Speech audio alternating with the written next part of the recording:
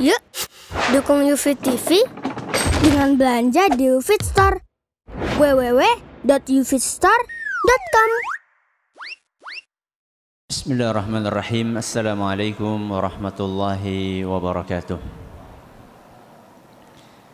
Alhamdulillahirabbil alamin wa bihi nasta'inu ala umuri dunya waddin.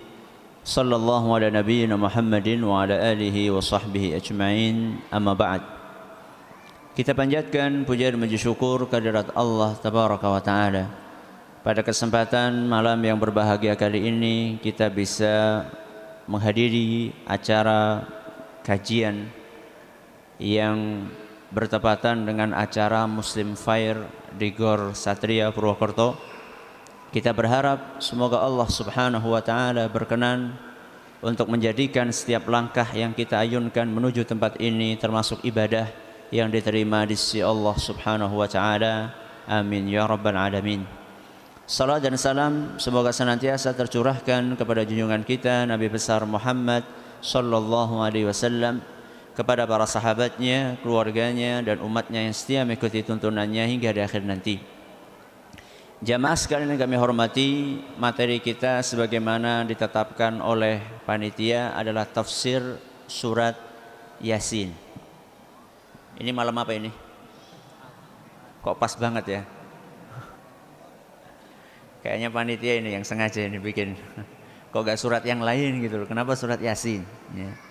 Coba sekarang angkat tangan yang hafal surat Yasin. Yang hafal surat Yasin angkat tangan. Satu. Cuma satu orang, ini kebangetan ini. Masa sendirian cuma satu orang. Ibu-ibu ada? Gak ada, Bu? Oh, mungkin hafalnya surat Al-Kahfi ya? Coba yang hafal surat Al-Kahfi. Gak ada juga. Keterlaluan ini. Itu lagi. Masa satu lagi? Hah? Gak ada yang hafal yang lainnya? Wah, gimana ini? Kita mau bahas surat Yasin gak ada yang hafal. Apa kita ganti aja kajiannya? Surat Yasin, ya udah kalau nggak hafal berapa atau nggak hafal surat Yasin dari awal saya tanya saja. Yang bisa menjawab ada hadiahnya. Surat Yasin ada berapa ayat? 83. Kayaknya udah nebak tadi kayaknya. Silakan. Alhamdulillah.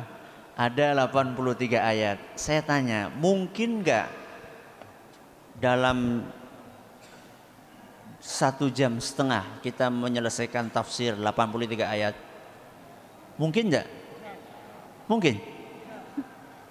Tafsir ya. Sekedar bayangan pengajian tafsir kami yang rutin di Masjid Agung, dalam satu malam, satu pertemuan biasanya berapa ayat? 1 ayat. 1 ayat 1 malam. Lah ini 83 ayat mau dijadikan 1 malam. Ya tidak mungkin, ya. Mungkin kalau boleh saya katakan ngimpi, ya. Kecuali kalau misalnya kita baca terjemahan dari surat Yasin. Kalau terjemahan dari surat Yasin, antum baca aja di rumah, gak usah jauh-jauh datang ke sini. Makanya dari awal saya akan sampaikan bahwa kajian kita ini bukan tafsir surat Yasin, semuanya enggak. Akan tetapi tafsir sebagian dari surat Yasin. Sebagaimana kita ketahui, dijelaskan oleh para ulama kita bahwa kandungan Al-Quran itu secara global terbagi menjadi 3. Isi Al-Quran, pembahasannya secara global ada berapa? Ada 3. Yang pertama, apa kira-kira?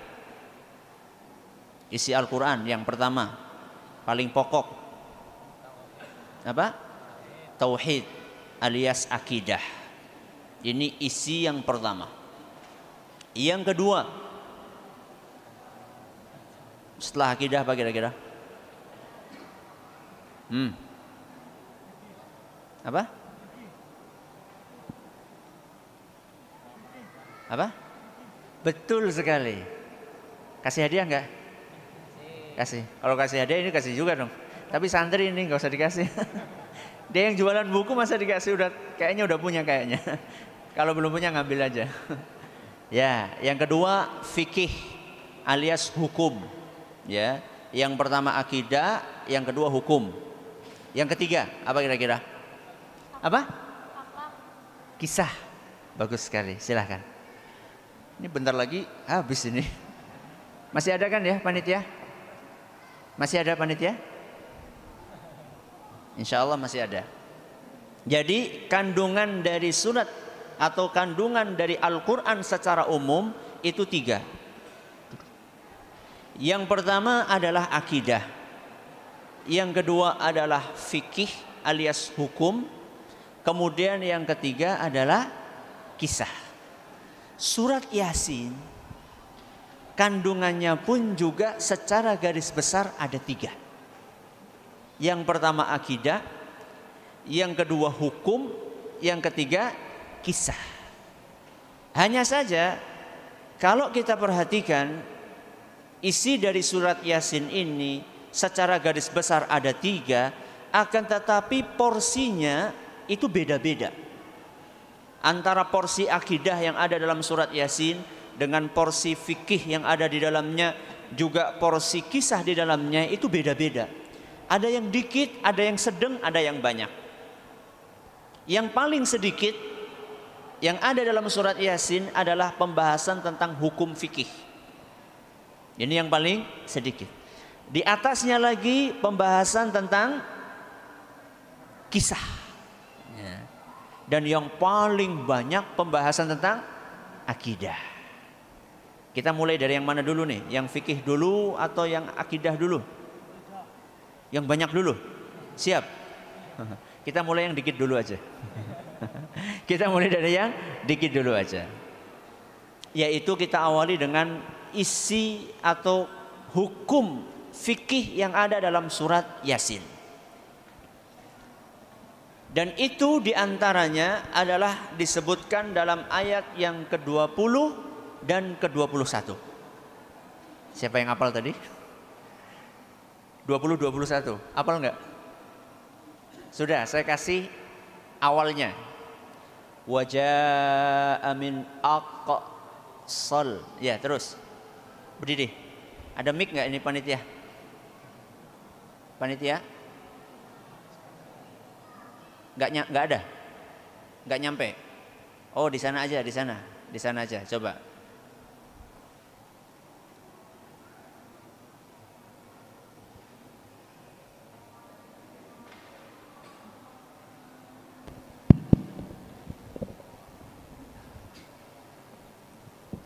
Dua ayat, ya, coba.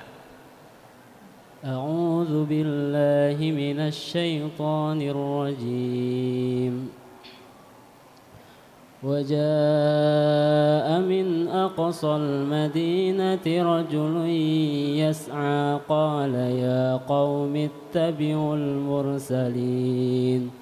Ittabi'u man la yas'alukum ajran wa hum muhtadun. Masya Allah, ini santri kayaknya nih. Belajar di mana tuh?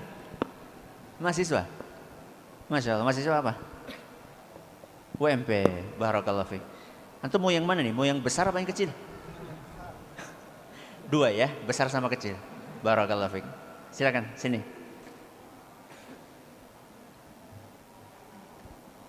Barakallahu fiik.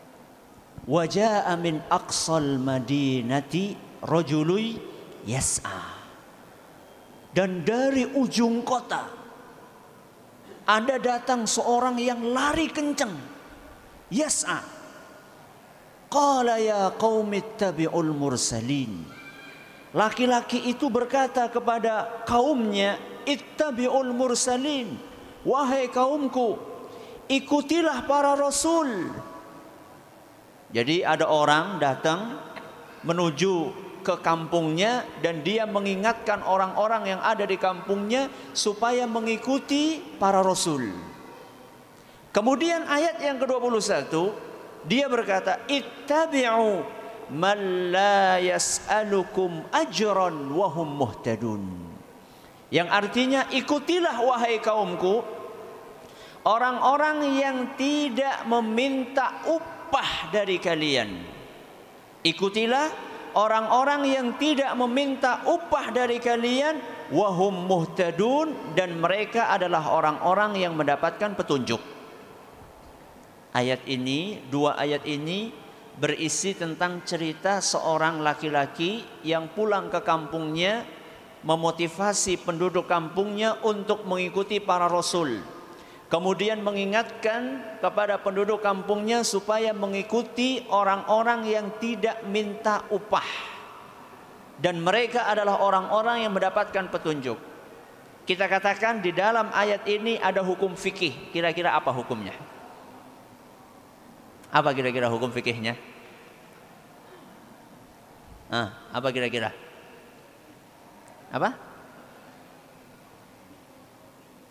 Mengikuti siapa? Mengikuti Rasul. Hampir. Ada yang lain kira-kira? Ini masalah sensitif ini. Apa kira-kira? Upah dari apa? Ngambil upah dari apa? Dakwah. Bagus sekali. Silakan. Masya Allah. Ini santri dari mana ini? Masya Allah, barakallahu fiik. Atau dengan kata lain, boleh nggak Ustadz ngambil amplop? Ini diterangkan dalam ayat ini. Hukum Ustadz ngambil amplop. Makanya saya katakan tadi pembahasannya sensitif. Yang bahas Ustadz pula. Repot ini gimana? Gimana, dibahas nggak?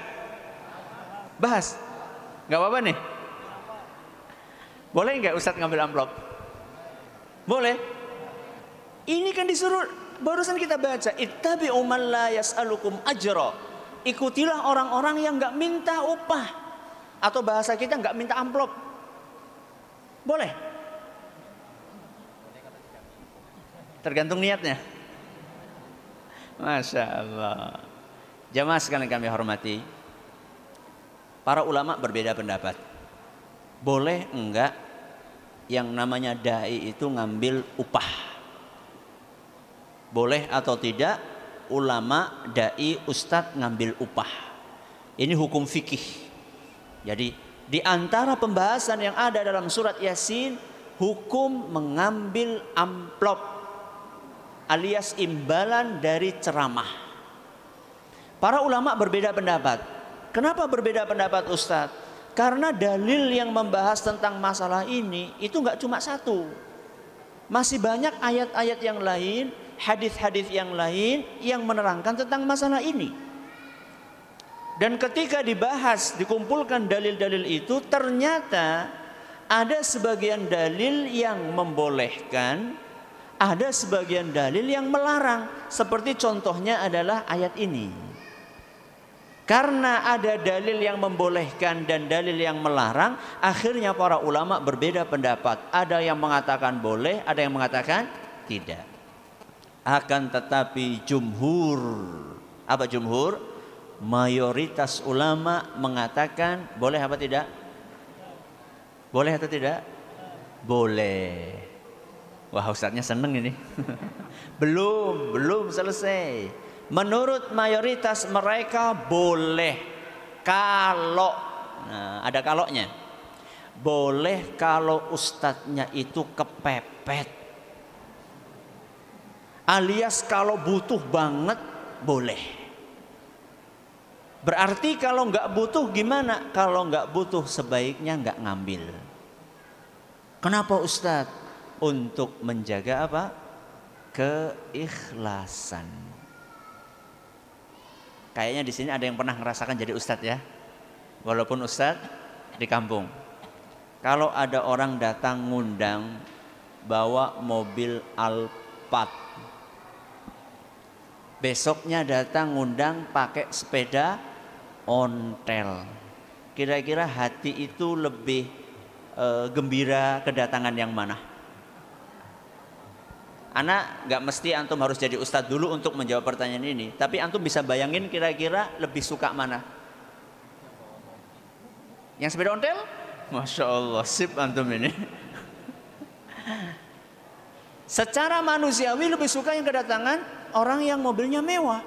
Karena gambaran apa? Gambar, oh ini kayaknya amplopnya tebel. Sedangkan yang sepeda ontel, amplopnya paling tipis. Ternyata tipis dibuka isinya cek. Ya. Yang tebel isinya ribuan. Jadi jangan terlalu tertipu dengan penampilan luar. Ya. Makanya para ulama kita mengatakan bahwa kalau memang bisa tidak ngambil itu lebih bagus. Karena hal tersebut lebih menjaga keikhlasan niat. Lebih menjaga keikhlasan niat. Lagi pula kata para ulama kita bahwa tidak mengambil upah itulah kebiasaannya para nabi dan rasul dan para ulama salaf. Para sahabat, para tabi'in, kebiasaan mereka kalau ngisi pengajian, ngisi kajian, memberikan pengajian, mereka gratis.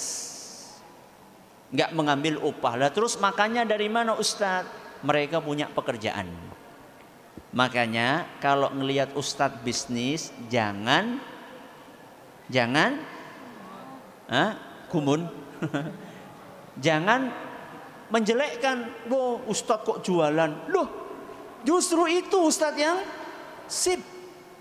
Karena dia tidak mau menggantungkan kehidupannya dari dakwah. Jadi nggak ada salahnya Ustadz bisnis. Para ulama kita dahulu seperti Imam Abdullah ibn Mubarak itu terkenal orang yang luar biasa dalam masalah bisnis. Ya. Nah sekarang Ustadznya bukan sarjana ekonomi. Bisnis waktunya nggak ada, habis semuanya untuk ngisi pengajian.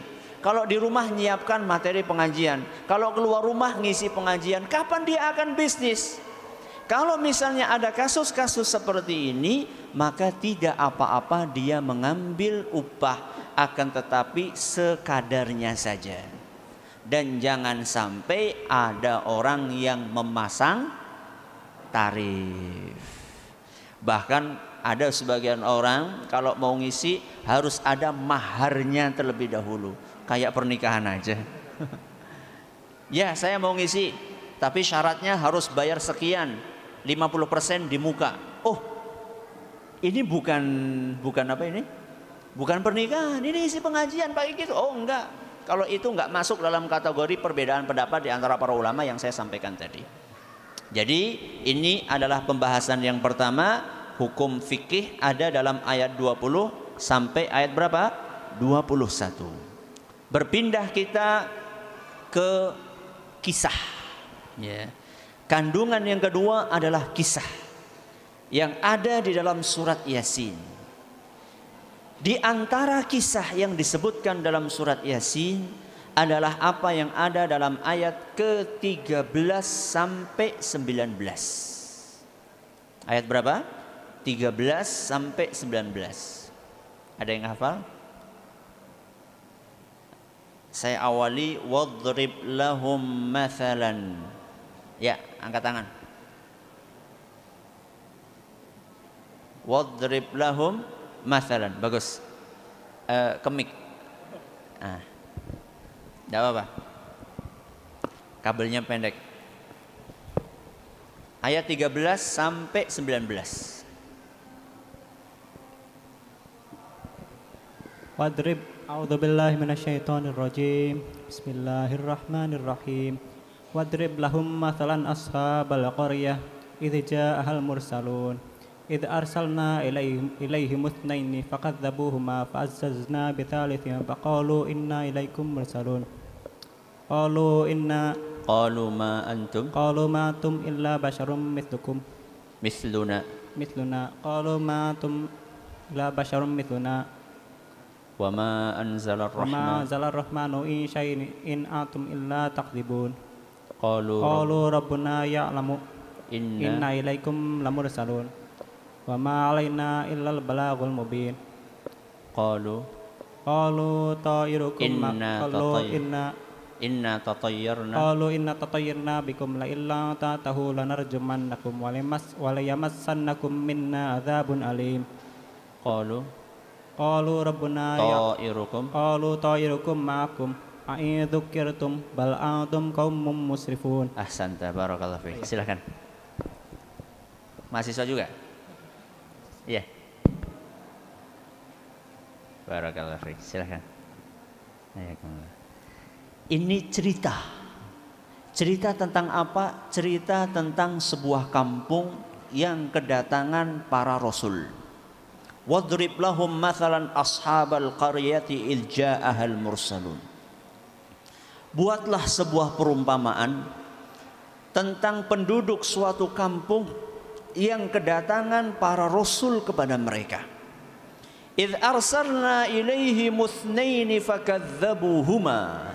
Kami utus ke kampung itu 2 orang rasul, akan tetapi penduduk kampung tersebut mendustakan 2 rasul itu.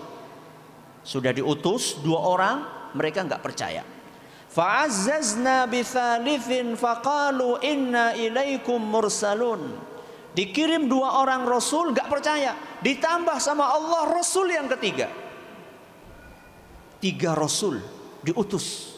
Dan mereka mengatakan inna ilaikum mursalun. Kami ini diutus sama Allah untuk mendakwahi kalian.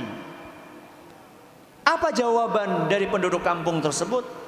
Qalu ma antum illa basyarum mithluna. Kalian itu sama manusia kayak kami. Apa bedanya kalian sama kami? Wa ma anzalar rahmanu min syai'in in antum illa takdzibun. Kalian ini pendusta. Kalian ini pendusta. Qalu rabbuna ya'lamu inna ilaikum lamursalun. Para rasul itu mengatakan, Rabb kami tahu bahwa kami adalah para rasul. Kalian enggak percaya enggak apa-apa. Yang penting kami ini adalah utusan dari Allah. Wa ma 'alaina illal balagul mubin. Kewajiban kami hanyalah menyampaikan dakwah kepada kalian. Qalu. Mereka penduduk kampung itu menjawab lagi, inna tatayyarna bikum. Kami ini sial gara-gara kalian. Subhanallah. Rasul diutus malah jawabannya kami ini sial gara-gara kalian datang ke sini. Seperti yang diucapkan sebagian orang di zaman kita ini, gara-gara kalian masuk ke kampung ini, akhirnya hasil panen ini jadi enggak banyak. Ini gara-gara kalian ngajarin masyarakat enggak pakai sajen lagi. Ini kualat jadinya nih. Inna tatayyarna bikum. Ya, kata penduduk kampung tersebut, kami ini sial gara-gara kalian datang ke sini. La illam tantahu lanarjumannakum wa la yamassannakum minna adzabun alim. Kalau kalian enggak menghentikan dakwah kalian ini, lanarjumannakum. Kami akan rajam kalian. Allahu akbar. Wa la yamassannakum minna adzabun alim. Kami akan siksa kalian dengan siksaan yang sangat pedih. Ini selalu terulang. Yang namanya orang berdakwah, mendakwahkan kebenaran pasti mendapatkan apa? Pasti mendapatkan tantangan. Pasti mendapatkan celaan, pasti mendapatkan cacian. Ketika dikatakan seperti itu, para rasul itu dengan tegar mengatakan qalu ta'irukum ma'akum. Para rasul itu mengatakan kemalangan yang kalian dapatkan adalah gara-gara kalian sendiri. Kenapa kalian salahkan kami? A'in dzukirtum bal antum qaumum musrifun. Apabila kalian sudah diberi nasib, sudah diberi peringatan, akan tetapi kalian tidak mau mengikuti, itulah penyebab kalian itu menjadi malang. Jadi orang mengira bahwasannya dengan sesaji, kemudian setiap satu surah mengadakan apa? Mengadakan apa? Apa? Bersih desa, nyapu gitu. Apa? Suraan, betul. Apa suraan? Suraan itu mengadakan ruwat, ya, mengadakan ruwat supaya rizkinya lancar, ya. Dan inilah salah satu yang menyebabkan rizki itu menjadi tidak lancar. Karena tidak mengikuti apa yang diperintahkan oleh Allah Subhanahu wa taala. Dan kisah para rasul ini yang diceritakan dalam surat Yasin akan terulang setiap zaman. Jadi setiap zaman akan ada orang yang berdakwah di suatu tempat, ada yang menerima dan ada yang menolak. Makanya pro dan kontra itu nopo biasa. Ya. Cuman memang seorang rasul itu membutuhkan ketegaran, membutuhkan kesabaran. Ya. Kalau misalnya dicaci, bismillah jalan terus. Dipuji, bismillah jalan terus. Ya. Karena yang dia cari itu bukan cacian atau pujian, yang dia cari adalah pahala dari Allah Subhanahu wa taala. Ente caci ana jalan, ente puji ana jalan, enggak ngefek.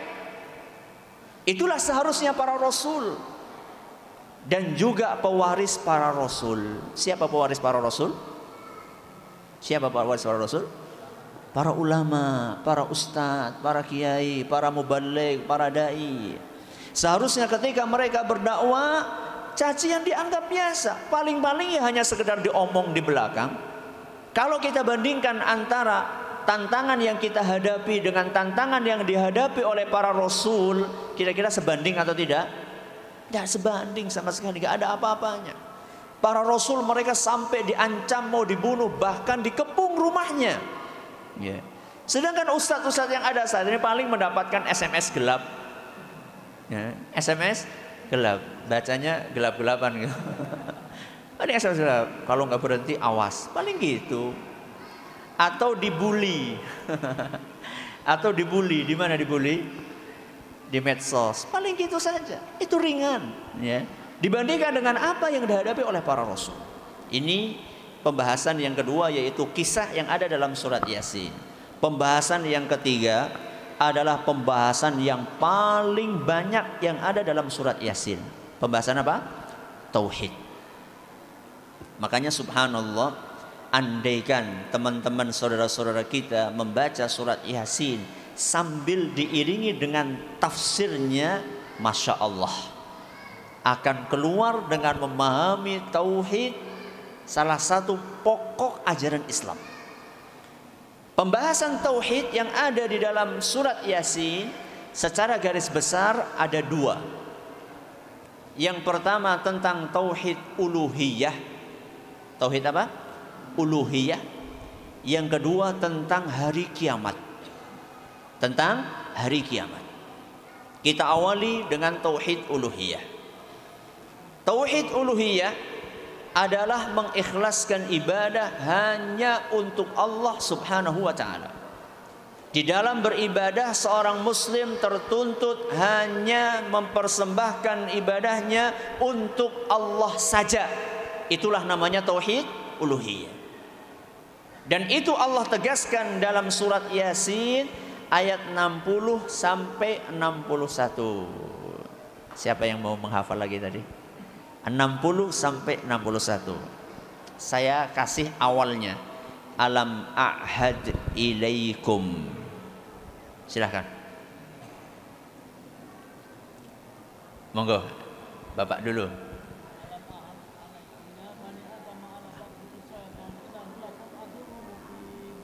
Terus wa ani hada. Bagus sekali. Silakan. Monggo. Belum dapat hadiah kan? Belum, alhamdulillah. Alam a. Oh sudah. Oh ini berarti. Ya, silakan. Monggo. Pinter ini milih hadiahnya nih. Alam ahad ilaikum ya bani Adam. Bukankah kami telah memerintahkan kepada kalian wahai bani Adam, Allah ta'budus syaitan. Jangan sekali-kali kalian menyembah setan. Innahu lakum aduwwum mubin. Karena setan itu adalah musuh yang nyata buat kalian. Ini ayat yang keberapa? 60. Ayat yang ke-61, ayat 60 kita nggak boleh nyembah setan, nggak boleh beribadah sama setan. Ayat yang ke-61 dijelaskan kepada siapa seharusnya kita beribadah. Wa ani'buduni. Akan tetapi beribadahlah kalian hanya kepadaku. Kepada siapa? Allah Subhanahu wa taala. Inilah tauhid uluhiyah.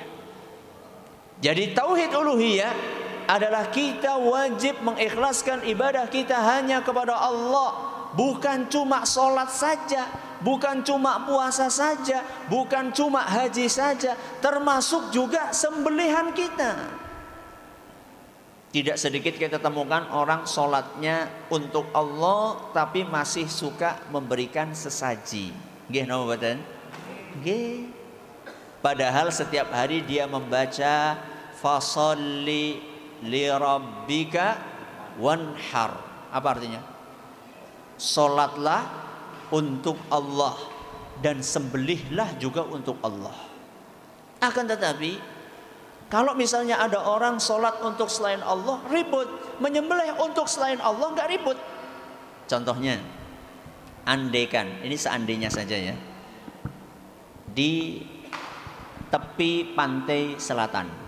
Mana pantai selatan? Cilacap lah. Ya udah nggak usah Cilacap terlalu dekat, Parangtritis. Ya, bu ada orang Cilacap di sini. Parangtritis. Ada orang di sana sholat berjamaah di pinggir pantai, menghadap ke pantai, bukan menghadap kemana? Kiblat. Kemudian imamnya sawwu sufufakum fa inna taswiyatas sufufi min tamamis shalah. Kemudian imamnya membimbing jamaahnya, makmumnya untuk membaca niat. Ya, gimana niatnya biasanya? Usolli salata siang ya, salat apa? Zuhri arba'at raka'atin mustaqbilal kiblati adaan. Makmuman apa imaman? Imaman. Buat imamnya, makmumnya juga li Nyai Roro Kidul. Bukan lillahi ta'ala, tapi apa? Li Nyai Roro Kidul. Kira-kira Indonesia heboh nggak? Heboh. Sholat kok buat Nyai Roro Kidul? Nggak bener itu. Sholat itu lillahi ta'ala. Saya yakin itu akan menjadi sebuah berita heboh di Indonesia. Karena ada orang sholat untuk Nyi Roro Kidul.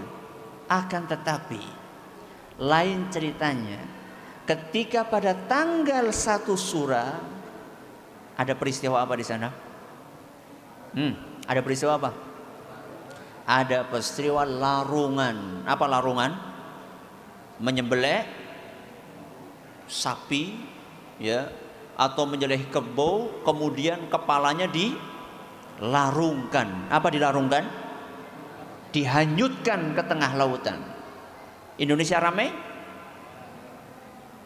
Ada apa? Oh biasa itu. Padahal baik sholat maupun menyembelih sama-sama ibadah. Sama-sama ibadah, akan tetapi kenapa yang ini nggak boleh dipersembahkan kepada selain Allah, yang ini boleh? Kenapa? Ya.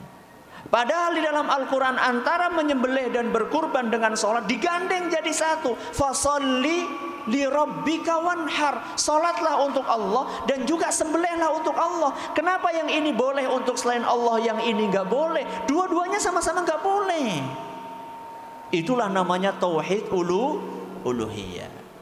Padahal orang yang melakukan itu dia hafal ungkapan inna sholati, terus wa nusuki, terus wa mahyaya wa mamati lillahi rabbil alamin. Inna sholati, sesungguhnya salatku, wa nusuki, apa nusuki? Sembelihanku, wa mahyaya, hidupku, wa mamati, matiku, buat siapa? Lillahi rabbil alamin. Itulah tauhid uluhiyah. Ya, ini pembahasan tentang tauhid uluhiyah. Kenapa kita hanya boleh beribadah kepada Allah? Alasannya apa? Kenapa kita nggak boleh beribadah sama selain Allah? Alasannya ada dalam surat Yasin ayat 23, ayat 22. Ini pendek banget ini. Wa ma liya, wa ma liya.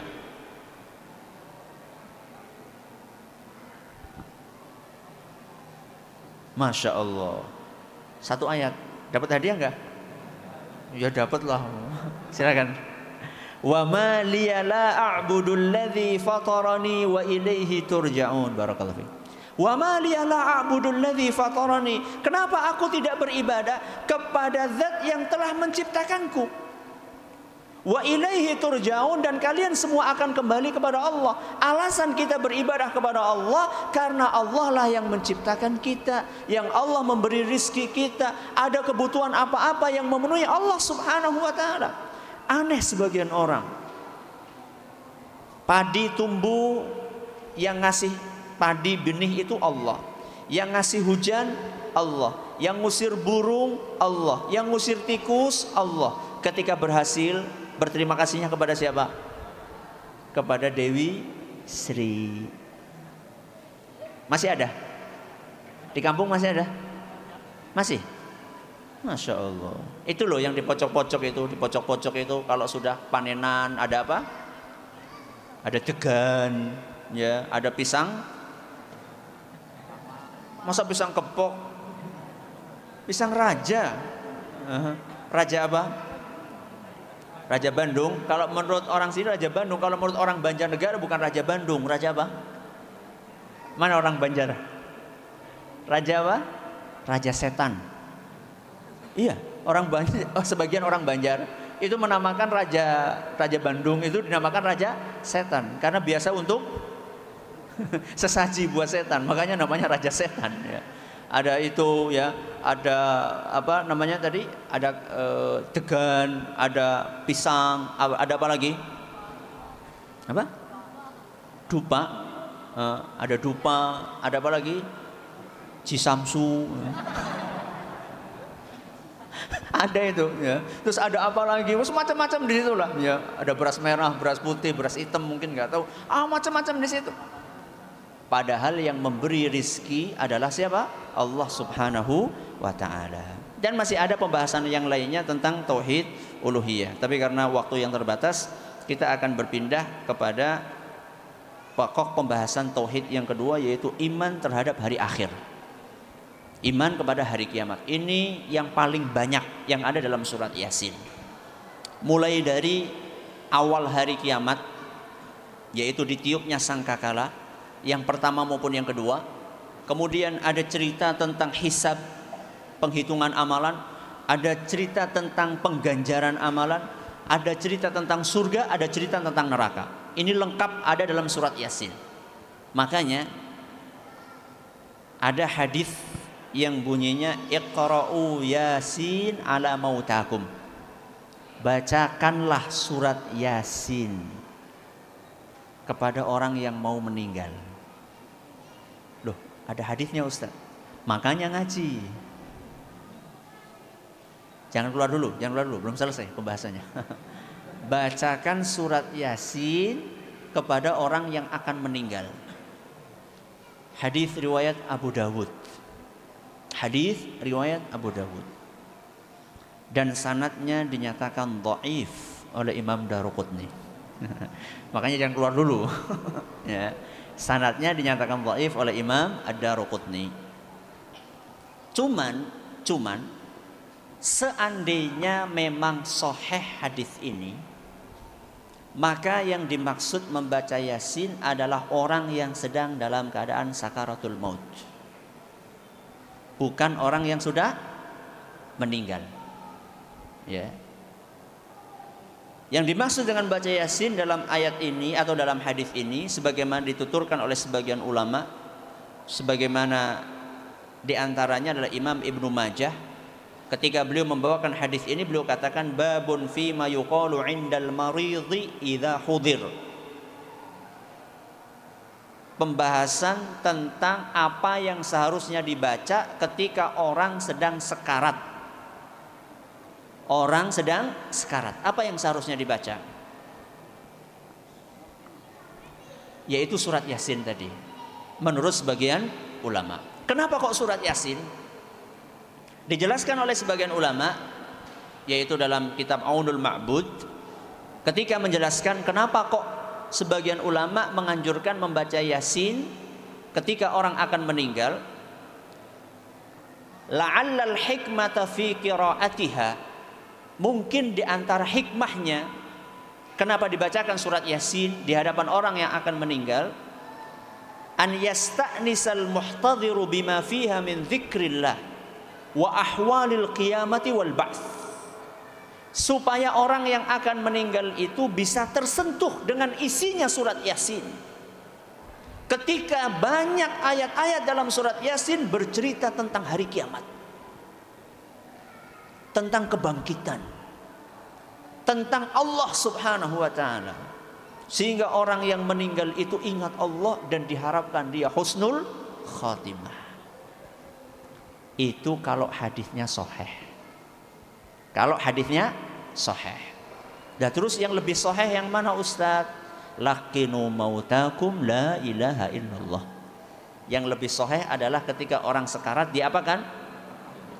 Dituntun mengucapkan la ilaha illallah. Itu yang lebih sahih.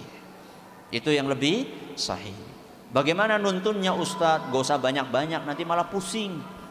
Ya, di samping telinganya saja, pelan-pelan di samping telinganya, la ilaha illallah. Bolak-balik saya menjumpai orang yang dalam keadaan sekarat, istrinya, anaknya, apaknya lagi, bukannya membimbing mengucapkan la ilaha illallah, malah pada nangis. Bapak nih, kuki kepriwe, sawai, subhanallah. Saya pikir ya Allah, ini kesempatan terakhir. Kesempatan terakhir seorang istri membimbing suaminya, atau seorang suami membimbing istrinya. Kesempatan terakhir seorang anak berbakti kepada orang tuanya. Kesempatan terakhir seorang bapak membimbing anaknya. Seharusnya jangan terbawa emosi. Sampai subhanallah ya, berapa kali saya menjumpai seperti itu ketika ada orang yang sekarat. Akhirnya terpaksa saya minta kepada orang-orang tersebut untuk menyingkir. Nun sewu Pak, Bu, agak geser sedikit. Kalau mau nangis di sana aja itu. Ya. Ini ada yang lebih penting dibandingkan menangis. Membimbing orang tersebut untuk mengucapkan apa? La ilaha illallah. Supaya apa? Supaya meninggal dalam keadaan husnul khatimah. Man kana akhiru kalamihi la ilaha illallah dakhalal jannah. Barang siapa yang terakhir ucapan yang dia ucapkan adalah la ilaha illallah, bakalan masuk surga. Ya. Barang siapa yang ucapan terakhirnya la ilallah akan masuk surga. Wah, enak ya. Berarti kalau kayak gitu tinggal ngapalin apa? La ilaha illallah. Gak usah sholat, gak usah puasa, ya. Mangsane mati la ilaha illallah mlebu surga. Enak temen ya. Ada sebuah kisah. Seorang ustadz punya murid, ya. Setiap hari ustadz ini ngajarin tauhid, ngajarin akidah sama murid-muridnya. Di rumahnya ustadz ini ada burung yang bisa menirukan suara manusia. Burung apa? Burung beo. Burung beo. Beo ya? Ya. Ada yang bisa menirukan suara burung beo? Burung beo. Karena ustadznya ini ngajarin tauhid, setiap hari bahas la ilaha illallah, maknanya apa, kemudian konsekuensinya apa, kalau orang sudah mengucapkan la ilaha illallah apa yang harus dia kerjakan. Setiap hari bahas masalah la ilallah sampai burung beonya apal la ilaha illallah. Jadi setiap gurunya mau mulai ceramah, burung beonya la ilaha illallah, ya. Nanti tengah-tengah lagi la ilaha illallah. Burung ini disayang banget sama ustadz tersebut karena burungnya fasih untuk mengucapkan apa? La ilaha illallah. Murid-muridnya juga sama senang banget sama burung beo itu karena pinter ngomong la ilaha illallah. Pada suatu hari terjadilah insiden. Apa insiden tersebut? Ternyata burung tersebut dimangsa oleh kucing yang ada di rumah itu. Dan ketika burung beo itu sedang sakaratul maut, mau mati, ya benar lah, masa sakaratul maut cuma manusia aja, burung juga bisa sakaratul maut, ya. Maksudnya ketika dia mau hampir mati, Apa yang diucapkan oleh burung itu? Apakah la ilaha illallah? Yang ada cuma teriak-teriak kesakitan, dan sampai nafas yang terakhir tidak terucap satu potong pun dari kata la ilaha illallah. Padahal setiap hari dia mengucapkan la ilaha illallah. Guru ini, ustadz ini pinter. Dia manfaatkan momen tersebut. Dia kumpulkan murid-muridnya. Dia katakan, wahai murid-muridku, lihatlah burung beo ini. Siang, malam, pagi, sore dia mengucapkan la ilaha illallah. Kenapa di akhir hidupnya dia tidak bisa mengucapkan la ilaha illallah? Kenapa kira-kira? Karena dia cuma ngomong, gak paham maknanya. Lagi pula kalau burung beo mengucapkan la ilaha illallah juga biasa aja, gak masuk surga atau apa, karena dia gak apa, bukan mukallaf, ya, bukan makhluk yang mendapatkan kewajiban untuk menjalankan agama, ya. Maka kemudian guru itu mengatakan kepada muridnya, wahai murid-muridku, kalimat la ilaha illallah bukanlah sekedar ucapan yang ada di lisan, akan tetapi la ilaha illallah harus dipraktikkan. Apa yang ada dalamnya, kandungannya, konsekuensinya harus kita tunaikan. Gak cukup hanya sekedar mengucapkan la ilaha illallah. Mimpi seandainya ada orang yang cuma mengucapkan la ilaha illallah, tidak memahami maknanya, tidak mengamalkan isinya, mimpi kalau dia tidak sholat, tidak puasa, pengen di akhir hayatnya mengucapkan la ilaha illallah. Berapa kali seperti yang saya katakan tadi, saya menjumpai orang sakaratul maut, tergantung apa yang biasa dia ucapkan selama masa hidupnya, ya. Yang gak pernah sholat, ya, isinya cuma panas, gak bisa. Dituntun bagaimanapun mengucapkan la ilaha illallah, gak bisa. Dia cuma bisa panas, sakit, haus, itu yang dia ucapkan. Gak keluar sedikit pun kata la ilaha illallah. Padahal ketika sehat dia bisa mengucapkan la ilaha illallah dengan lancar. Kok kita sampai sini ya pembahasannya? Oh ya, masalah Yasin tadi. Ya, masalah apa? Yasin. Jadi sebagian ulama yang menganjurkan membaca surat Yasin bagi orang yang akan meninggal, alasannya apa? Karena surat Yasin di dalamnya banyak pembahasan tentang hari kiamat. Ya, tentang hari kiamat. Hanya saja yang lebih sahih adalah dibacakan apa? La ilaha illallah. Nah, sekarang kita akan menjelajah tentang kejadian hari kiamat yang dituturkan oleh Allah dalam surat Yasin. Hari kiamat diawali pertama kali dengan tiupan trompet atau sangkakala. Tiupan trompet. Azan dulu apa lanjut? Mana panitia? Azan dulu, silakan. Bismillahirrahmanirrahim. Alhamdulillahirabbil alamin, wassalatu wassalamu ala nabiyina Muhammadin wa ala alihi wa sahbihi ajma'in, wa ba'd. Jamaah sekalian kami hormati, kita sudah membahas dua tema pokok yang ada dalam surat Yasin. Yang pertama adalah tentang hukum fikih. Kemudian yang kedua adalah tentang kisah. Yang akan kita bahas saat ini adalah tema yang ketiga, yaitu tentang akidah atau tentang tauhid. Dan kita sudah sampaikan tadi bahwa tema tauhid yang ada dalam surat Yasin itu secara garis besar bisa dibagi menjadi dua bahasan utama. Yang pertama tentang tauhid uluhiyah, dan ini sudah kita bahas. Pada kesempatan kali ini kita akan menyelesaikan pembahasan tentang tema yang kedua dalam surat Yasin tentang tauhid, yaitu tentang kejadian hari kiamat. Sebagaimana yang telah maklum bahwa di hari kiamat itu tidak satu kejadian, akan tetapi mengalami beberapa peristiwa. Hari kiamat adalah sebuah kejadian besar yang terdiri dari sekian peristiwa-peristiwa. Dan itu diawali antara lain dengan ditiupnya sangkakala pertama kali. Karena berapa kali sangkakala itu ditiup ada perbedaan pendapat di antara para ulama. Wallahu a'lam bishawab. Nampaknya yang lebih kuat sangkakala itu ditiup dua kali. Baik tiupan yang pertama maupun yang kedua diceritakan di dalam surat Yasin. Bagaimana proses tiupan tersebut. Kita awali dengan tiupan yang pertama, dan apa fungsi dari tiupan yang pertama tersebut juga diceritakan dalam surat Yasin, yaitu dari ayat ke-48 sampai 50. Ayat 48 sampai 50. Awalnya wa yaquluna mata hadzal wa'du. Siapa yang bisa? Wa yaquluna mata hadzal wa'du. Terus 3 ayat berikutnya.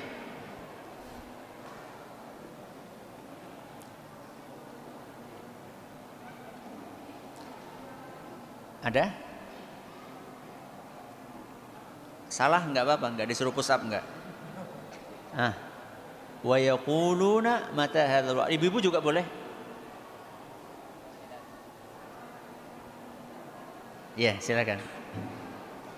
Wa yaquluna mata hadzal wa'd in kuntum shadiqin. Ma yanzuruna. Ma yanzuruna. Ma yanzuruna illa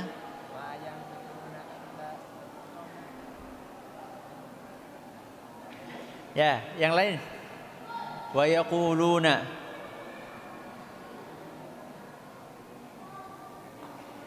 Kalau nggak ada yang nyoba, nanti terpaksa ini yang tadi lagi nanti. Ma yanzuruna illa sayhatan wahidatan. Terus Anda belum beruntung. Ayo yang lain. Silahkan 3 ayat aja.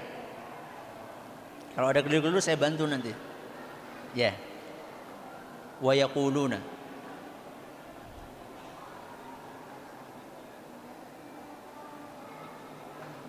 Ma yan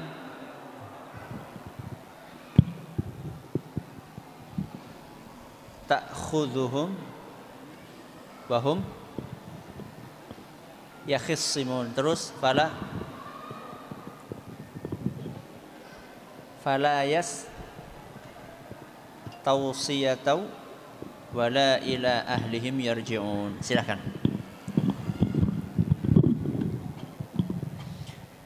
Tiga ayat ini bercerita tentang tiupan yang pertama pada hari kiamat. Wa yaquluna mata hadzal wa'du in kuntum shadiqin. Mereka berkata, mata hadzal wa'du in kuntum shadiqin. Kapan akan terjadi hari kiamat? Kapan akan terjadi hari kebangkitan? Kalau kalian memang benar-benar jujur dalam omongan kalian. Ini nantang. Ini orang-orang yang nantang para rasul. Mereka katakan, kapan hari kiamat? Kalau memang kalian jujur, memang benar, kapan akan terjadi? Dijawab sama Allah Subhanahu wa taala, "Ma yanzuruna illa sayhatan wahidah ta'khudhuhum wa hum yakhissimun." Hari kiamat akan terjadi kapan? Hanya dengan satu suara yang sangat keras yang akan membinasakan mereka semuanya. Padahal saat itu mereka sedang bertengkar, lagi ribut-ribut, ya, lagi bertengkar. Tahu-tahu terdengarlah suara yang sangat keras, yaitu suara sangkakala yang pertama. Fala yastati'una tausiyatan wala ila ahlihim yarji'un. Mereka tidak sempat untuk membuat wasiat. Jadi mereka begitu dengar suara itu langsung mereka meninggal, nggak sempat bikin wasiat. Wala ila ahlihim yarji'un, dan mereka juga nggak mungkin pulang dulu ke rumah. Akan tetapi di mana mereka mendengar suara sangkakala pertama tersebut, di situ pula mereka akan mati. Jadi sangkakala yang pertama adalah tiupan yang ditiup oleh malaikat Israfil sebagai pertanda untuk membinasakan seluruh makhluk yang ada di muka bumi. Terus kalau sudah binasa gimana Ustaz? Setelah semuanya binasa, Nabi kita menceritakan Allah Subhanahu wa taala akan menurunkan hujan. Akan menurunkan hujan. Apa fungsi dari hujan tersebut? Fungsi dari hujan tersebut adalah untuk menumbuhkan tubuh-tubuh yang sudah hancur. Untuk apa? Menumbuhkan tubuh-tubuh yang sudah hancur. Dalam sebuah hadis yang diriwayatkan oleh Imam Muslim, Nabi kita SAW bersabda, wa yas'aqun nasu. Setelah ditiupkan sangkakala pertama kali, seluruh manusia akan mati.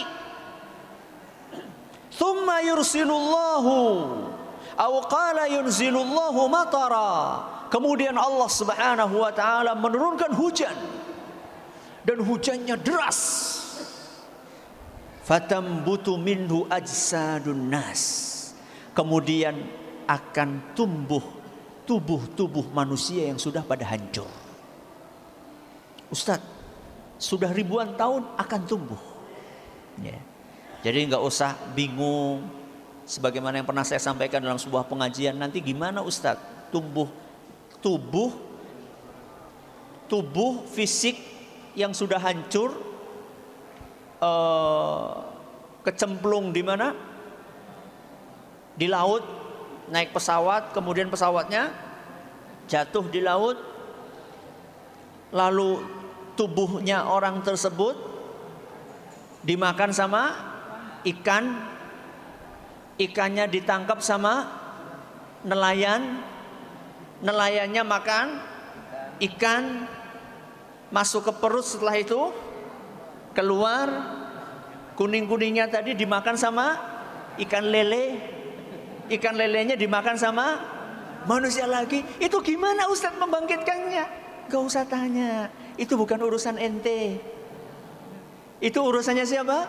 Allah Subhanahu wa ta'ala. Kita akan baca ya di ayat yang terakhir, idza arada syai'an an yaqula lahu kun fayakun. Jadi Allah menurunkan hujan, kemudian tubuh yang sudah hancur akan tumbuh. Tumbuh dari apa? Dari satu bagian tubuh kita. Yang disebutkan oleh Nabi dalam hadis riwayat Muslim juga, inna fil insani azman la ta'kuluhul ardu abada. Di dalam tubuh manusia ada sebuah tulang, yang tulang ini tidak akan hancur selamanya, tidak akan dimakan oleh tanah. Yurakkabu yaumal qiyamah, fihi yurakkabu yaumal qiyamah. Dari tulang yang kecil itulah tubuh kita akan kembali dibikin sama Allah. Para sahabat bertanya, ayyu azmin huwa ya Rasulullah? Wahai Rasul, tulang apakah itu? Kemudian beliau mengatakan, ajbudz dzanab, tulang ekor. Di mana tempatnya? Di mana tempatnya? Namanya juga ekor, nggak mungkin ekor di hidung, nggak mungkin. Ekor di belakang, ada tulang di belakang kita. Yang ini tidak akan hancur. Ya, bahkan saya diceritain sama seorang yang pernah ngelihat semacam acara di televisi. Katanya pernah diadakan penelitian, ya tulang ekor itu sudah ditumbuk, ya sudah dibakar, sudah macam-macam. Ternyata ketika diteliti, ya masih ada kehidupan di dalamnya. Padahal sudah sudah dihancurkan, sudah macam-macam dibakar, hancur, masih ada kehidupan di dalamnya. Subhanallah. Ya, ini tiupan yang pertama. Manusia semuanya mati, kemudian setelah itu turun hujan, dan setelah turun hujan, kemudian tubuh tadi tumbuh lagi. Setelah tumbuh lagi, apa yang terjadi? Tiupan yang kedua. Ini Allah sebutkan dalam ayat 51 sampai 53.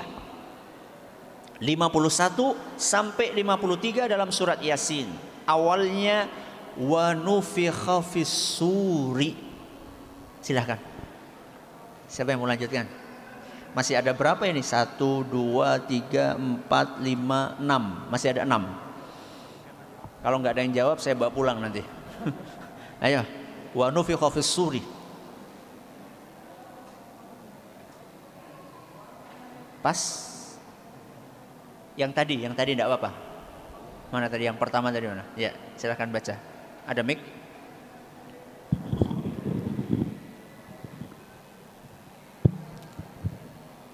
A'udzubillahi minasyaitonir rajim. ونفخ في الصور فإذا هم من الأجداث إلى ربهم ينسلون قالوا يا ويلنا من بعثنا من مرقدنا هذا ما وعد الرحمن وصدق المرسلون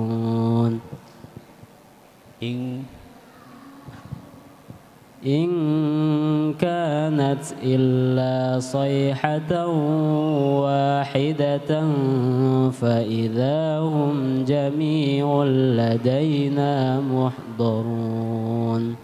Kasih hadiah lagi? Kasih. Masya Allah. Nanti antum pulang-pulang banyak hadiahnya nih. Silakan. Kayaknya beda-beda ini. Insya Allah nggak ada yang sama. Silakan. Barakallahu fiik. Wa nufikha fis suri, ditiuplah sangkakala untuk kedua kalinya.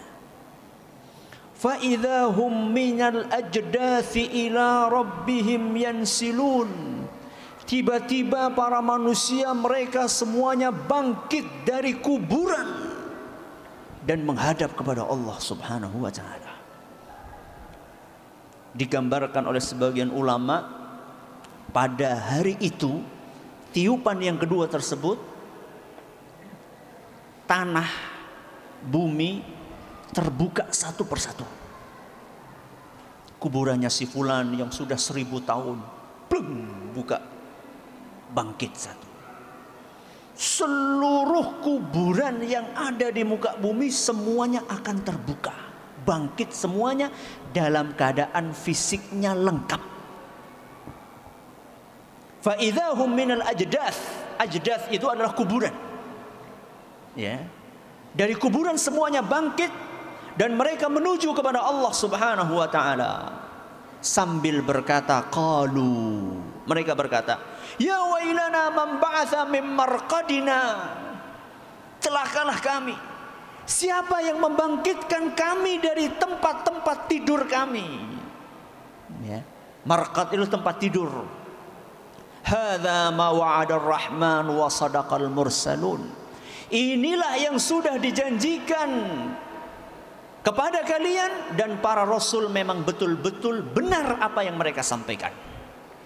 Saat itulah terbelalak orang-orang yang enggak percaya dengan adanya hari kebangkitan. Yang mereka katakan, buat apa capek-capek ibadah? Surga dan neraka itu enggak ada. Itu cuma pinter-pinternya Muhammad aja bodohin umatnya. Ngapain kita capek-capek beribadah? Mendingan happy-happy. Kalau kita sudah capek-capek ibadah ternyata nanti hari kiamat gak ada, gimana? Kata mereka. Terus kita balik jawab sama mereka, kalau memang ternyata hari kiamat itu ada, terus gimana? Ya mereka kan ngomong sama kita, kalau ternyata hari kiamat gak ada gimana? Ya kita balik tanya, terus kalau ada gimana nanti? Kalau ternyata nggak ada, kami no problem. Kami jadi orang baik, nggak ada masalah, nggak rugi kami. Nah kalian sudah terlanjur foya-foya nggak pernah beribadah. Ternyata hari kiamat ada dan memang pasti akan ada. Allah sebutkan di sini, qalu ya wailana, celaka kami. Mereka yang dahulunya nggak percaya, tahu-tahu ada hari kiamat. Man ba'atsana min marqadina hadza. Siapa yang membangkitkan kami dari tempat tidur kami? Maka dijawab, hadza ma wa'ada ar-rahman wa sadaqal mursalun. Inilah janji yang telah Allah sampaikan melalui lisan rasul-rasulnya kepada kalian. In kanat illa sayhah. Gampang sekali membangkitkan kalian, cuma dengan satu teriakan, satu suara saja. Fa idzahum jami'ul ladaina muhdharun. Tahu-tahu seluruh manusia berkumpul di hadapan kami. Hanya dengan satu tiupan trompet.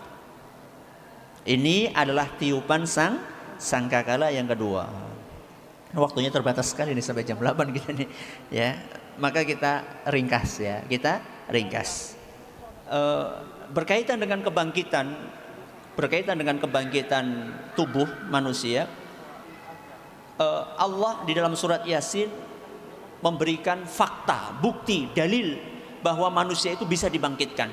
Itu dalam ayat 77 sampai 83. Silakan dibaca. Awalam yaral insanu.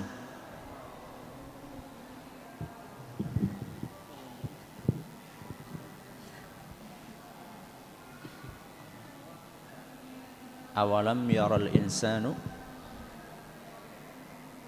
أولم ير الإنسان أنا خلقناه من نطفة فإذا هو خصيم مبين وضرب لنا مثلا ونسي خلقه قال من يحيي العظام وهي رميم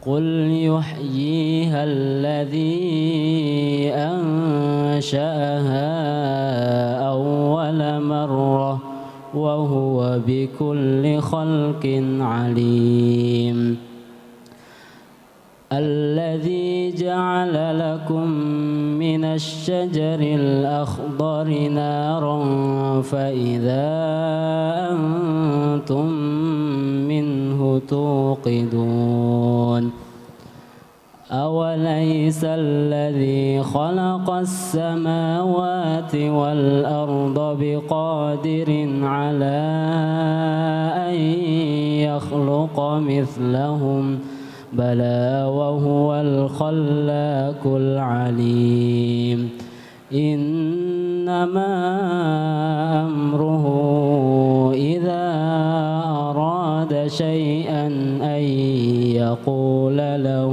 كن فيكون فسبحان الذي بيده ملكوت كل شيء وإليه ترجعون. Ayat 77 sampai 83. Hadiahnya dirapel nanti ya.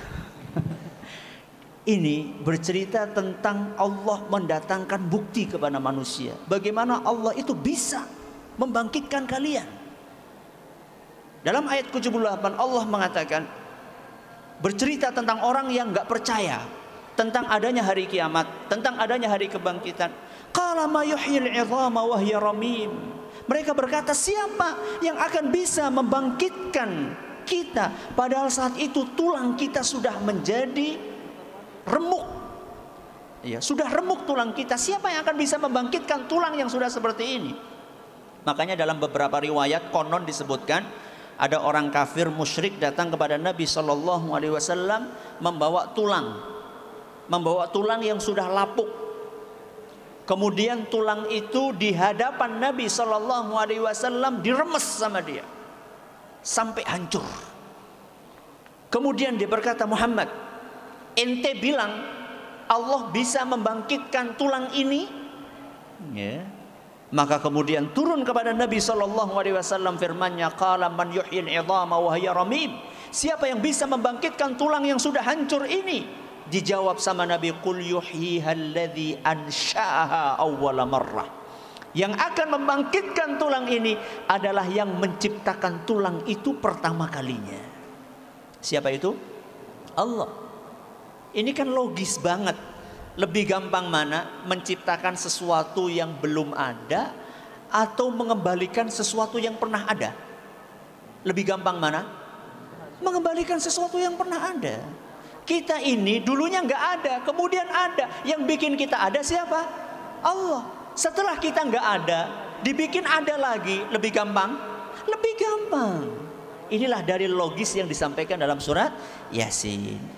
Setelah semua dibangkitkan dengan tiupan sangkakala yang kedua, maka cerita berikutnya adalah tentang penghitungan amalan.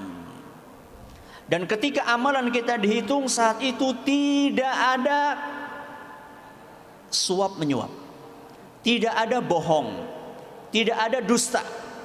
Karena saat itu yang bersaksi adalah apa? Anggota tubuh kita. Ayat 65, al-yawma nakhtimu.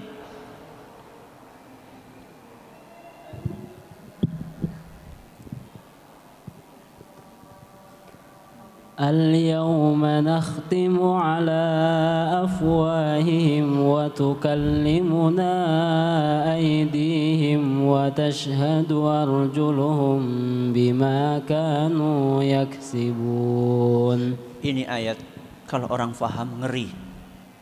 Al-yawma nakhtimu ala afwahihim. Pada hari itu mulut kita dikunci sama Allah, gak bisa ngomong.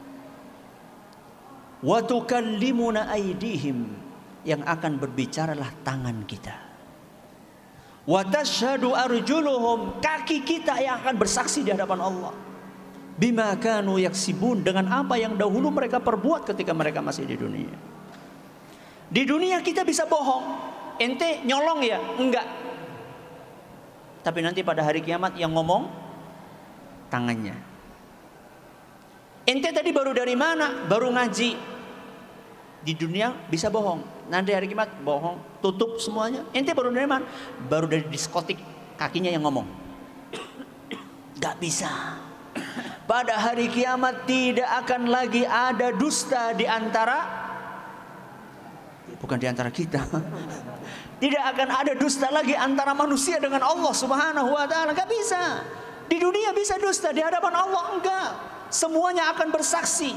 Mata akan bersaksi, telinga akan bersaksi, tangan akan bersaksi.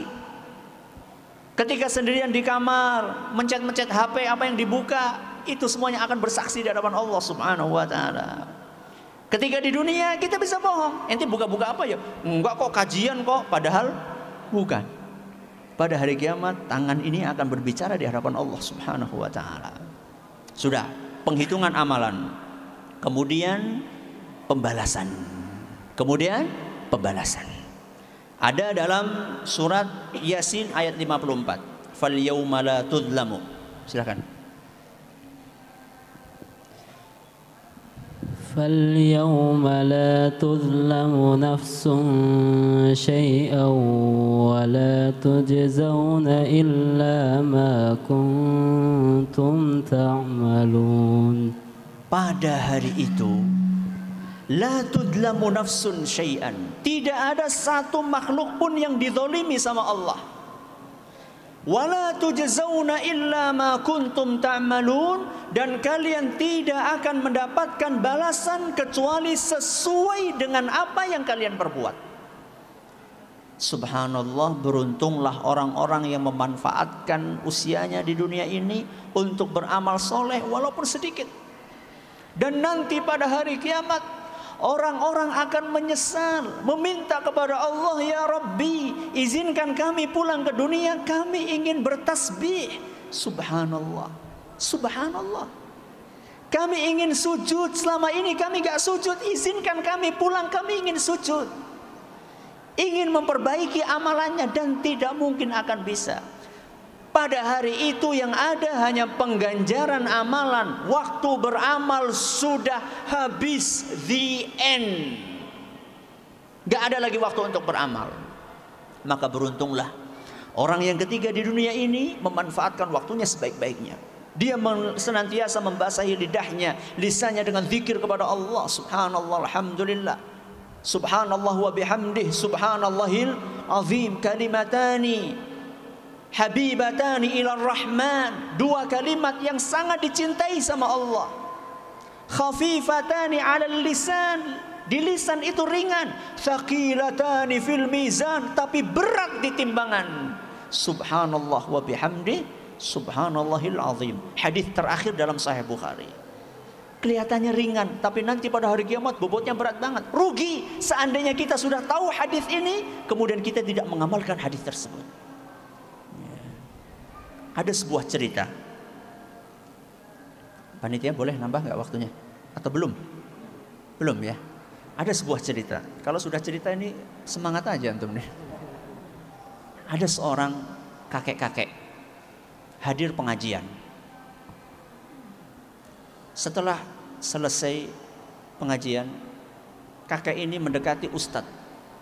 Ustadz, tolong ajarin saya amalan. Ustadz itu karena nggak siap, maka dia ingat apa saat itu? hadis yang tadi, kayak ya, ada hadis dari Nabi SAW, ya, ada hadis dari Nabi SAW yang mengajarkan supaya mengucapkan zikir subhanallah wa bihamdi subhanallahil azim.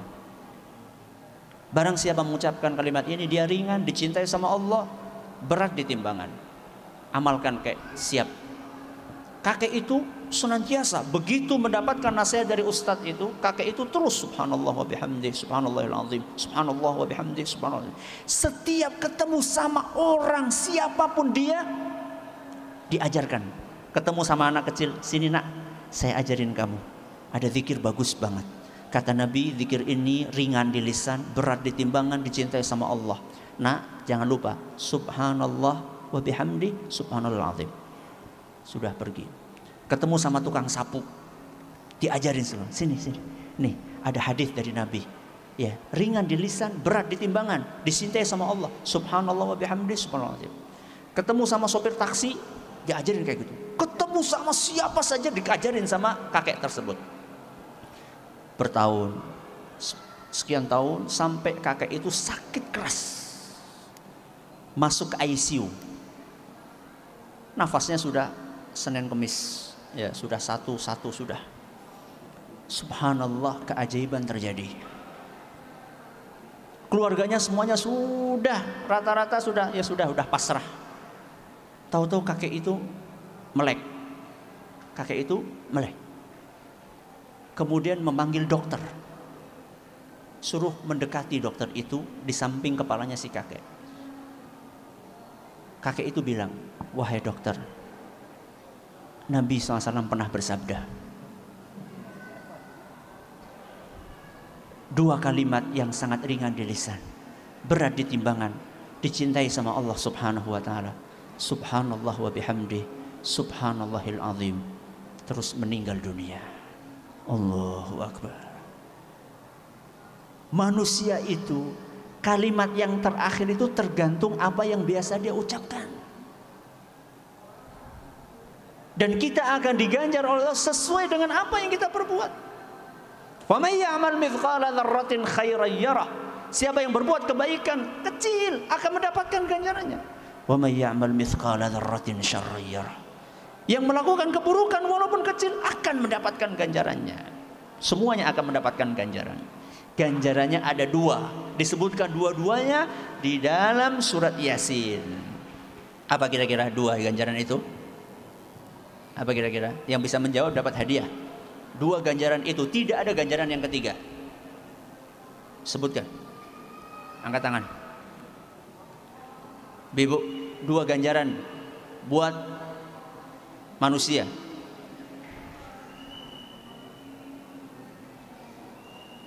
Gak ada. Subhanallah. Adik-adik, apa kira-kira? 2 ganjaran. Ya.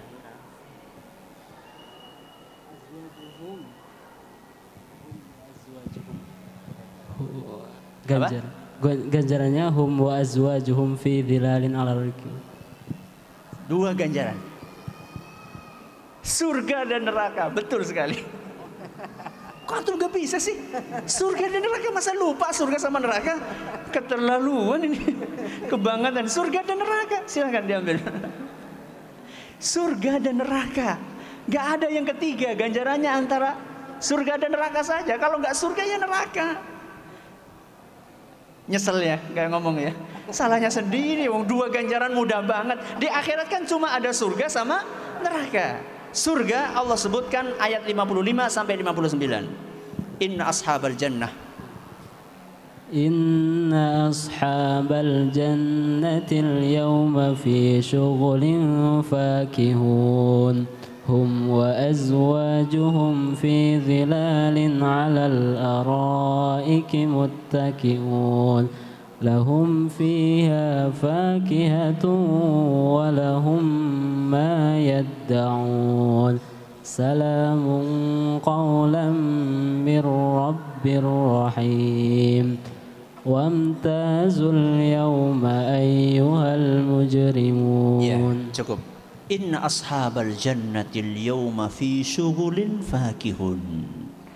Sesungguhnya para penghuni surga pada hari itu mereka sibuk bersenang-senang di dalam surga. Hum wa azwajuhum fi dhilalin 'alal ara'iki muttaqi'un. Mereka dan istri-istri mereka berada di dalam tempat yang sangat teduh dan mereka duduk di atas dipan-dipan. Mereka dan istrinya. Kalau istrinya nggak sholat gimana Ustadz? Kalau yang sholat cuma suaminya gimana Ustaz? Ya sudah pisah, ganti istri yang lebih solehah, yang lebih cantik. Siapa? Bidadari. Ya, nggak ada apa-apanya. Bainas sama'i was sumur. Antara langit dan sumur, bukan antara langit dan bumi perbedaannya. Ya. Jadi mereka dalam surga duduk beserta istri-istrinya di atas dipan. Lahum fiha fakihatun wa lahum ma yad'un. Di surga itu mereka mendapatkan buah-buahan dan semua apa yang mereka inginkan. Jangan minta apa di surga nanti, ada semuanya. Kalau anak kecil minta apa? Es krim jawabannya. Ada di surga. Apapun yang diinginkan ada. Yang sukanya bebek goreng insya Allah ada di sana. Ya. Yang sukanya bakso kayaknya ada juga. Pokoknya apa yang diinginkan ada di situ. Ya. Salamun qaulan mir rabbir rahim. Kepada mereka diucapkan salam, selamat. Sebagai ucapan dari Allah Subhanahu wa taala. Ya Allah, mendapatkan ucapan selamat dari siapa? Dari Allah Subhanahu wa taala. Kemudian Allah berfirman, "Wamtazul yauma ayyuhal mujrimun." Dikatakan kepada orang-orang kafir, menyingkir kalian, jangan dekat-dekat sama orang-orang yang beriman, karena tempatnya beda.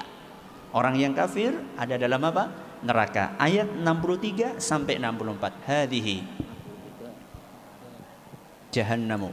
Hadhihi jahannamul lati kuntum tu'adun. Islauha al-yawma bima kuntum takfurun. Hadhihi jahannam, inilah neraka jahannam. Allati kuntum tu'adun, yang kalian dulu diancam dengan neraka ini dan kalian tidak percaya. Diingatkan oleh Ustadz, awas dosa. Apa dosa? Atul kelasa. Allahu Akbar. Diingatin tentang dosa katanya atul kelasa. Diingatkan tentang neraka, nggak percaya. Dikit-dikit neraka, dikit-dikit neraka, bosen.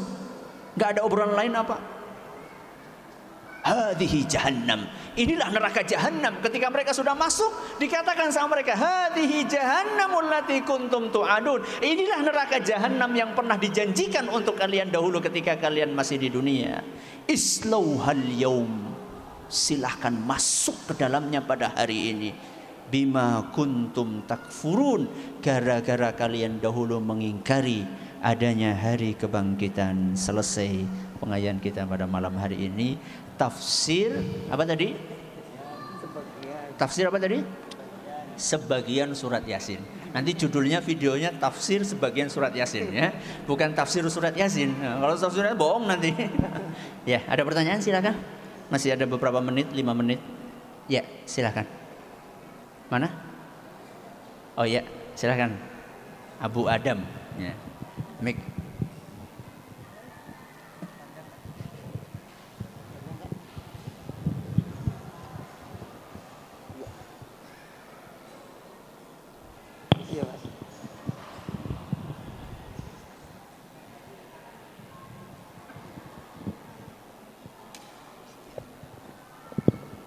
Bismillahirrahmanirrahim.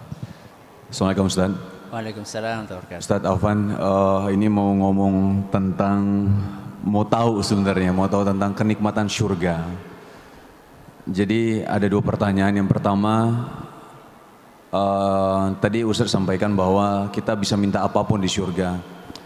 Mungkin nggak ya orang yang sudah masuk surga itu minta suatu hal yang memang di dunia itu ternyata haram? Maksudnya selain khamar Ustaz ya. Hal-hal yang lain memang sebenarnya tabu sekali dan itu maksiat sekali gitu. Tapi kita minta di surga apakah dikabulkan atau enggak gitu. Misalnya bingung juga. Misalnya ada hal yang aneh. Misalnya ini misalkan Ustaz ya. Misalnya kita penasaran gimana sih misalnya mau bunuh orang gitu. Misalkan Ustaz, itu memungkinkan nggak di surga kita bisa seperti itu kita minta.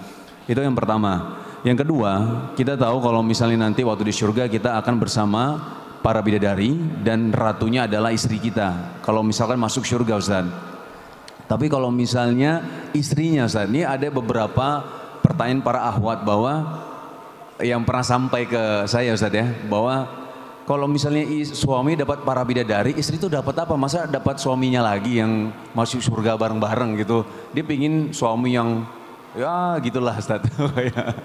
Jadi suami dapat para bidadari, istrinya dapat apa nih selain suaminya? Itu pertanyaan yang pernah saya ditanyakan kepada saya juga Ustaz. Yeah. Makasih Ustaz. Yeah. Pertanyaannya bagus tapi sulit. Yang pertama, mungkin nggak orang itu minta di surga untuk bunuh seseorang? Jawabannya nggak mungkin. Kenapa? Karena itulah sesuatu yang buruk. Sesuatu yang buruk. Dan sesuatu yang buruk itu tempatnya bukan di mana? Di surga. Di surga itu adalah sesuatu yang baik-baik saja. Adapun khamr, adapun apa? Khamr. Kenapa ada di surga? Karena Allah menjadikan itu halal di surga. Dan ada nasnya, ada dalilnya. Wa khamril ladzatil lisyaribin. Di antara sungai yang mengalir di surga adalah sungai apa? Khamr. Dan sungai khamr yang di surga itu enak banget. Beda dengan khamr yang ada di dunia. Khamr yang ada di dunia bikin mendem. Apa mendem? Bikin mabok, ya, bikin mabok. Kalau di surga enak banget. Nah, ladzatil lisyaribin, enak nikmat buat orang-orang yang minum. Jadi beda antara khamr dengan pembunuhan tadi, karena itu kotor dan tidak dihalalkan sama Allah di surganya. Yang kedua, suami dapat bidadari, istri dapat apa? Ya, tergantung suaminya soleh atau tidak. Kalau suaminya soleh, dia dapat suaminya. Aduh, Ustaz, suami saya. Jangan khawatir. Orang-orang yang masuk surga itu semuanya akan menjadi manusia-manusia yang ganteng, cantik, ya, luar biasa. Yang perempuan jadi perawan, yang laki-laki jadi apa? Perjaka ting-ting. Ya. Jadi kalau suaminya soleh, maka dia akan nikah dengan suaminya. Dan suaminya akan berubah menjadi laki-laki yang istimewa. Ya. Jadi jangan dibayangin seperti suaminya yang dulu ketika di dunia, enggak. Dan antum gak usah minder ya. Jadi insya Allah nanti antum ya akan berubah menjadi orang-orang yang masya Allah ya. Kemudian kalau wanita itu nggak punya suami, ya, misalnya meninggal dalam keadaan masih muda, atau meninggal sudah tua tapi masih perawan, ya, itu bagaimana? Menurut sebagian ulama seperti Syekh Ibnu Utsaimin, itu dia akan dapat bidadara. Akan dapat apa? Bidadara. Siapa bidadara? Temennya bidadari. Menurut sebagian ulama seperti itu. Wallahu a'lam bishawab. Ada yang lain silakan? Ya. Monggo.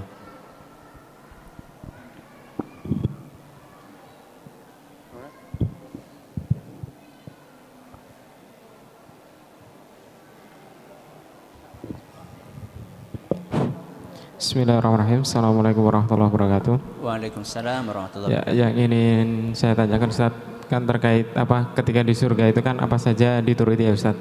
Apakah ketika kita sebagai anak yang soleh ketika nanti masuk surga, kemudian orang tua kita itu masuk neraka karena apa ya, salah satunya itu karena masih berbuat syirik Ustaz. Apakah kita itu ketika kita bisa masuk surga kemudian meminta orang tua kita untuk mengikut kita ke surga itu apakah bisa, ataukah itu bisa dituruti atau enggak seperti itu Ustaz? Ya itu aja Ustaz. Assalamualaikum warahmatullahi wabarakatuh.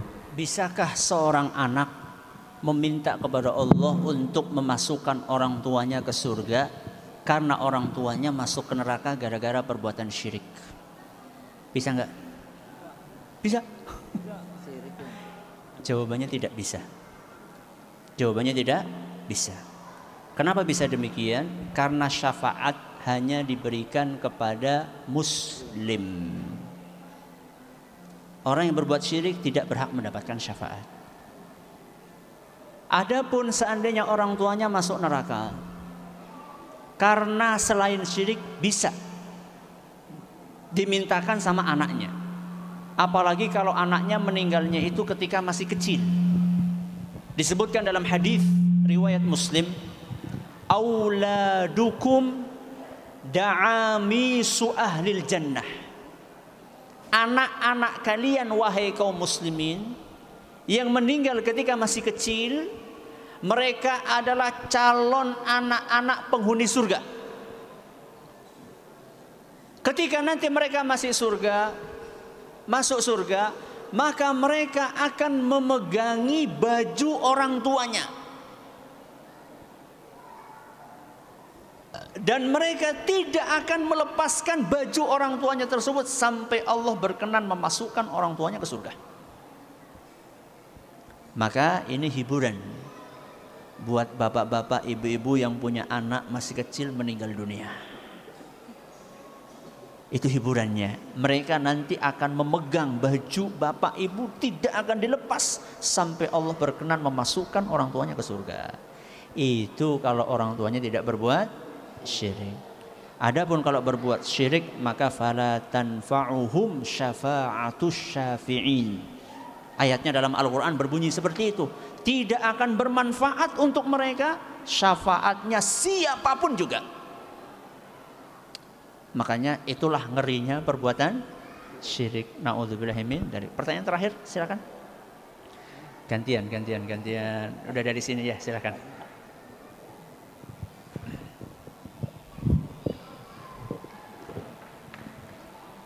Assalamualaikum warahmatullahi wabarakatuh. Waalaikumsalam warahmatullahi wabarakatuh. Bagaimana seorang imam masih melakukan kesyirikan, kemudian hukumnya bagaimana si makmum itu? Ya. Bagaimana kalau misalnya imamnya berbuat syirik? Makmumnya gimana? Nasihati supaya tidak berbuat syirik dengan cara yang baik. Kalau sudah dinasihati dengan cara yang baik belum menerima, berusaha untuk melobi takmir supaya imamnya diganti. Tentunya dengan cara yang baik, gak usah pakai demo. Ya. Cukup lobi saja dengan cara yang baik. Kalau seandainya sudah dilobi ternyata nggak bisa juga, cari masjid lain. Jadi itu protapnya kayak gitu. Jadi tidak ujuk-ujuk langsung cari masjid lain, enggak. Ada protapnya, ini dulu. Sekira cukup ya, sudah jam 8. Mungkin juga banyak yang belum belum makan malam ya. Semoga apa yang kami sampaikan bermanfaat. Terima kasih atas perhatiannya. Menurut segala kurangnya kita tutup dengan membaca Subhanakallahumma wa bihamdika asyhadu an la ilaha illa anta astaghfiruka wa atubu ilaik. Assalamualaikum warahmatullahi wabarakatuh.